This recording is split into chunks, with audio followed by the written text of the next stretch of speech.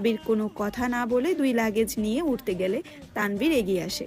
আমায় দাও, আমি নিয়ে যাচ্ছি। আবির একটা লাগেজ তানভীরের দিকে এগিয়ে দেয়, নিজে আরেকটা লাগেজ সযত্নে সিঁড়ি দিয়ে উঠতে থাকে। ততক্ষণে দরজায় এসে উপস্থিত হয় এই বাড়ির বড় মেয়ে, মাহতিবা খান মেঘ। মিম মেঘকে দেখে দৌড়ে এসে বলে, আপু আপু, আবির ভাইয়া এসেছে।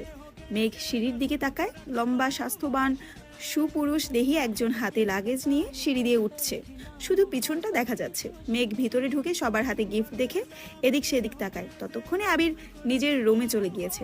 মেঘের মা হালিমা খান মেয়ের দিকে এগিয়ে এসে, তোর জন্য গিফট এসেছে।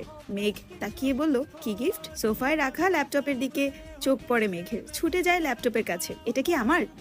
মিম, হ্যাঁ আপু, এটা তোমার। বক্সটা আর শপিং ব্যাগটাও তোমার।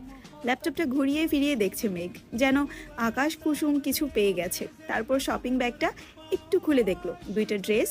মনে হচ্ছে সে ল্যাপটপ আর বক্সগুলো নিয়ে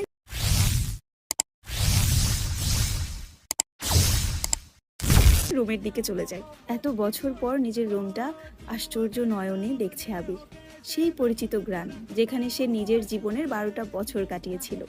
সেই রুমটা ছিল তার একান্ত ব্যক্তিগত, আজও তাই আছে। একটা জিনিসও এদিক সেদিক হতে দেননি আবিরের মা মালিহা খান।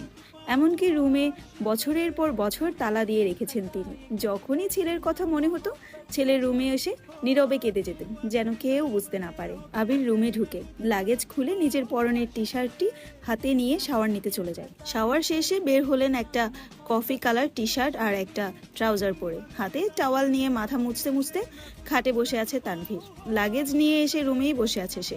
তানভীরকে দেখে আবির জিজ্ঞেস করছে, কি হলো, কিছু বলবি? তানভীর মুচকি হেসে জিজ্ঞেস করছে, আচ্ছা ভাইয়া, ওই লাগেজটা ধরতে দিলি না কেন? কি আছে ওইটাতে?